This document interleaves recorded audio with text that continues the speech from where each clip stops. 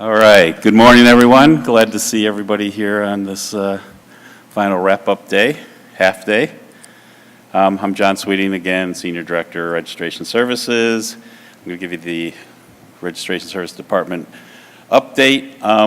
It's going to be some different topics that I cover than normally.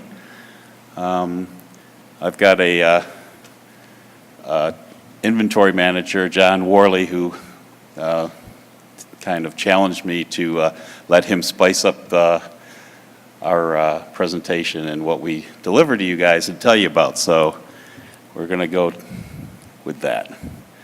So the first thing I'm going to talk about is serving Aaron customers. So organizations served by Aaron, this is broken down by your members, which is ISPs or RSPs, end users under RSPs, 15%. End users including LRSA, 42%, and then legacy with no contract, 43%. And I guess some of the importance of this is paying versus non-paying. So he took a look at the resource-intensive manual transactions that we completed in 2017, which includes Oregon POC recoveries, Ask Aaron tickets, and org creates. These are all actions that come in where somebody is trying to reclaim an organization, their POC, all different kinds of questions come in on Ask Aaron, and when they come in to do an org create. The point here is there's no fee captured for any of these, but they're very resource intensive. Now we do capture, the member, the RSPs, they actually, it's in their service plan. End users, you could say it is, but it's really not so much because they're paying for the resources they have and not all these miscellaneous services. And then legacy, which is 43% of this resource-intensive work that we do, there's absolutely no revenue captured, no cost recovery for these actions. Automated transactions, as you can see, this is SWIPs and other things that are automated, updating addresses, stuff like that. The member organizations are responsible for 98.5% of that. So that's a lot of the stuff that the members do is fully automated. They come in, they interact with Aaron, they update, they do whatever they have to do, and we never see that. 2017 ticket analysis. This is just a breakdown of the types of tickets that we processed in 2017. There was 18,596 tickets that required action. By action, the tickets come in, an analyst, well, first the manager has to review them, assign them to an analyst, then the analyst has to work back and forth with the customer to to finally close out that ticket. Transfer request, almost 20%. That's very resource intensive. Resource requests there's 20% there. It's a pretty even breakdown. But again, you see the org POC billing contact is the most types of tickets that we get. Okay, I'm going to talk a little bit more about the waiting list than I did on the previous presentation I gave. Here's a IPv4 waiting list growth. As you can see, it really went up quickly the first year and didn't have much. It just kept growing, and I explained that was because we had a lot of resources that had been returned, revoked, that needed to wait for that time period to be certified and cleaned and then starting to be reissued. We have a process in place where we review all these resources before we issue them back out to the community. It's pretty intensive work there. We check routing, we all kinds of things, whether the process was followed on the returns, whether the process was followed on revocations. And then we sit in a conference room, myself, our internal lawyer, Michael, Nate, Val from finance, and we sit there and we review all these resources before we issue them back out. That was put in place around April last year, and that's when we started really getting into a process of getting these resources returned back out to the waiting list. Waiting list statistics, 568 have been filled since the beginning of the waiting list. The last request that was filled, approximate wait time was 7 months. 231 have dropped off, most of those due to an IPv4 via the transfer market, and there's 193 still sitting on the waiting list, and the oldest was added 15 March of 2017. Waiting time on the waiting list. Of the 568 completed requests, the average time was 15 months. The longest wait was 24 months. Of the 231 closed requests, the average was 7 months before they closed. The longest wait was 21 months, and then they got filled via transfer. So maybe if they'd waited 3 more months, who knows? Okay, IPv6 outreach and status update. One of the things we always are looking for is how do we get better penetration of IPv6 out to our members? And again, John Worley, Lisa, Kathy, they were looking and thinking about this, and they said, well, you know, we have a lot of members that could just come in and request IPv6, and it wouldn't change their billing at all. They could have it, they could use it in their lab, they could start to deploy it, but we weren't sure that they knew that. So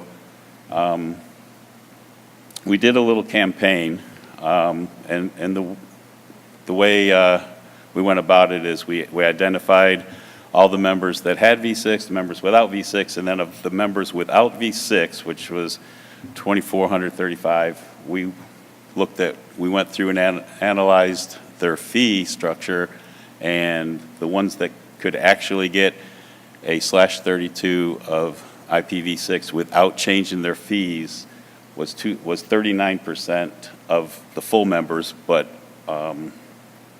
almost 100% of the members without V6. There was only 198 ISPs that their fee would have changed had they, if and when they get V6. So we had an email outreach conducted to help those orgs get free IPv6 block. Of the 2,000 emails that we sent out to these customers, we got a response back from 63 organizations, all positive responses, and they're all working. They have either received their IPv6 or their requests are working through the process to get their V6. We're continuing to work on other ways to identify and reach out to these organizations, these ISPs that can actually get IPv6. One of the things we're doing is we're looking at people within those organizations that have been active on ARIN Online in the last 30 days, and we're reaching out to them directly. It's usually a good indicator if they've been active within the last 30 days that we're going to get a response from them and get some kind of, either they're going to say, yes, I understand I can get it free, I don't want it anyway, or they're going to work with us so that we can issue them IPv6. The team is made up of myself, 3 managers, Lisa, Kathy, and John Worley, 2 senior resource analysts, Eddie and Mike Papano. Mike is actually one of the ones you've probably talked to or seen out at the help desk. Resource analysts, Masuk, Doreen, James, Jonathan, Sean. I'm sure if you've called or submitted any tickets over the last year or so, you've had the pleasure to talk with them. They love talking and helping the customers. They will work with you to try to get whatever it is you're trying to accomplish accomplished. And we have one paralegal, Suzanne Rogers.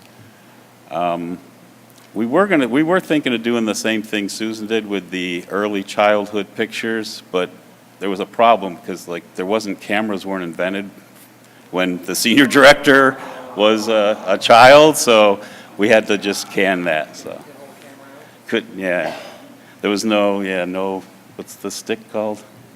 No selfie sticks. Another project that Lisa and Kathy worked on last year, we have CMSD came to us and said, hey, we'd like to get some blogs out and to help the community understand what goes on in RSD and how to interact and everything. So we decided, all right, we'll get each one of our analysts to pick an area that they are very familiar with or they're not familiar with but want to get familiar with and write a blog. So we put out, each analyst put out their own blog last year.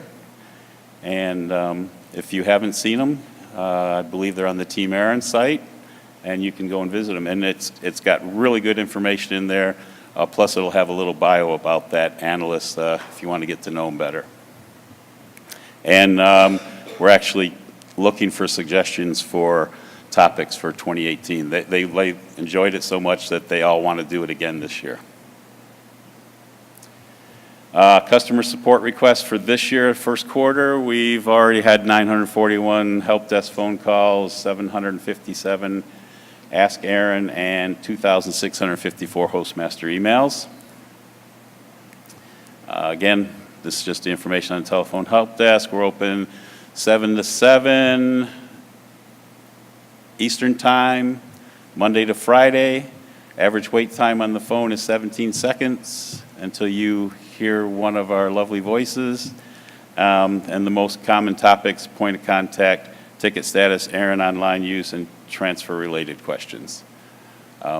It really is, we really would, if there's a ticket and you get a reply and you don't understand what we're asking for, or we say go look at this webpage and do this and you don't understand, really, it's really so much easier if you just pick up the phone and give us a call and let us help you, walk you through the issue. It's just, it takes all the frustration out of 4 or 5 different replies going back and forth and kind of like ships passing in the night. We don't understand it. I've directed my staff to nip it in the bud and pick up the phone and call when they see the confusion happening, and it would help if you guys really are confused and you need to talk to somebody, you're not going to be on hold for a long time. They're going to walk you through and they're going to help you as best as they can. And that's it. Microphones are open for any questions for John.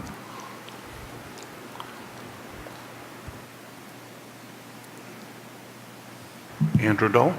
Andrew Dole, CrowdStrike, Aaron AC. This is not necessarily a question for John, but more a question for the board that was sparked by his presentation.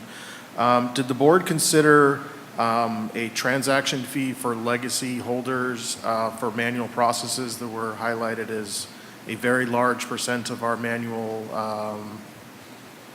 processes that we have to do? No. Would the board consider that as an option? Okay. So while we didn't have a specific fee in this round of changes, in our last fee schedule change that occurred 2 years ago after a 2-year fees consultation process, we significantly increased the transfer fees and put them up front in the process, recognizing most of those are transfer-related requests, cleaning up records in preparation to have them move. So we have some transaction processing fees that exist already in that area related to transfers, which do recover a lot of eventually the legacy activity as it comes into the system. So I think when we set transfer fees, while we carefully monitor the costs associated with, there was a feeling that we received from the community that we did not want to impede transfers, at least initially, So, we continue to monitor and we'll adjust that. And I think we would like to kind of get an idea of what the more longer-term running rate, which we're starting to get data from, as we start to kind of optimize processes. So, yeah, we'll continue to evaluate that, but we just did not want to see as an impediment. I don't know if anyone else. So are those manual processes actually transfer stuff, John, or is that something else that you're So processing? these aren't transfers, specifically the transfers, but a lot of those actions, the org recovery, the POC recovery, the org create, those are all transactions that are probably 80% of the time lead up to a transfer Usually end finally. up as a transfer. Okay. Right. But they're as intensive a lot of times as the actual transfer process itself.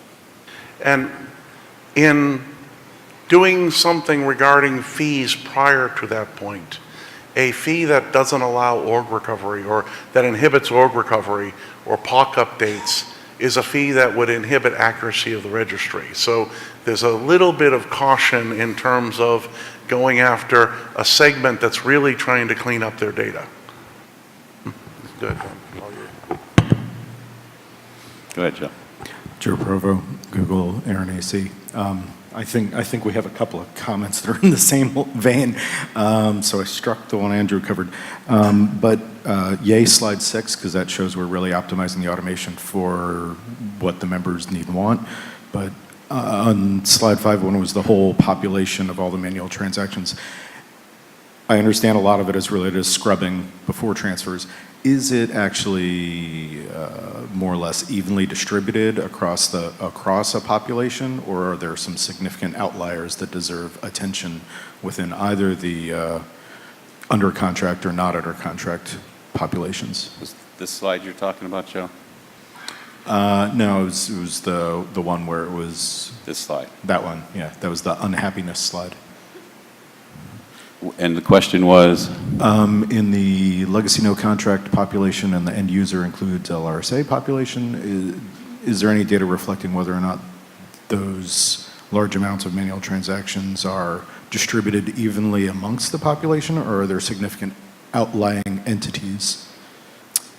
You mean as far as if they're an org POC recovery and Ask Aaron or an org create? Doing a whole lot. We didn't go that deep into it. I can tell you a lot of the Ask Aaron tickets are from the members. Joe, when you ask across the population, you're asking not different types of the population, you're asking number per population person. Number per Okay. entity, whether you're describing that as org. We can or- look to see if there's an even distribution of requests per organization. Yeah, Thank you. yes. Owen? Owen DeLong, speaking only for myself. We're in the process of the board considering jacking end users for another 50% increase in fees. At present, under the statement that end users represent a disproportionate amount of the manual requests. However, looking up here, end users are less than double the number of manual requests, paid end users versus members, and yet they are roughly 1.3 times, sorry, they're roughly 1.3 times the number of manual requests, but they're roughly 3 times the population. That does not strike me as them being a disproportionate fraction.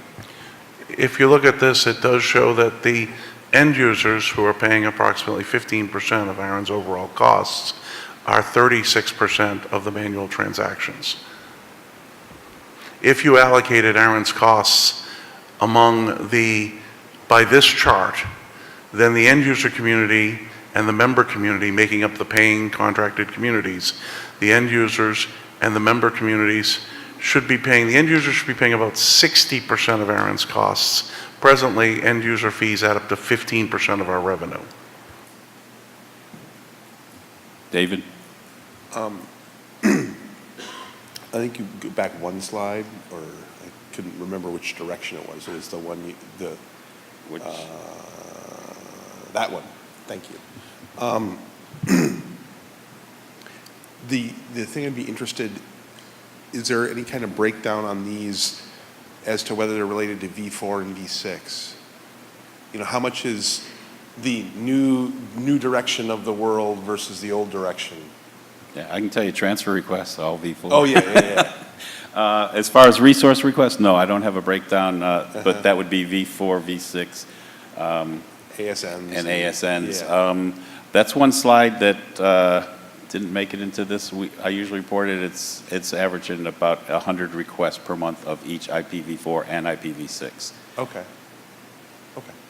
Cool. Then, the other thing that I just wanted to caution us all when we're talking about these different groups of legacy, end user, and members, a not insignificant chunk of the legacy are legacy over here, but they have a different hat that's a member or a paying end user. Too, so, yeah. Yes. By their own choice, yes. Yes, Hats have costs. yes. And just to state, that breakdown was based on the organization that they came in under for that service. Hi, Charles Thomas, OmniPoint Technology. I just want to talk to you about my experience because we're fairly new into this environment, and I've had a great experience with folks on the phone walking us through the process. I even was telling Richard that I had some calls that were scheduled that came in exactly when they came in, and I even had one person that I could tell he was in his car because I asked him to call me a little bit later, and I could hear the traffic, but it was just a great experience, especially for someone new, really coming into an environment and really not knowledgeable about how to go through some of the processes, and it was great. I had a great experience, and I just wanted you guys to know that. Awesome. Thank you very much, and I'll be sure to give that feedback to the team. Any other questions for John? No? Thank you, John.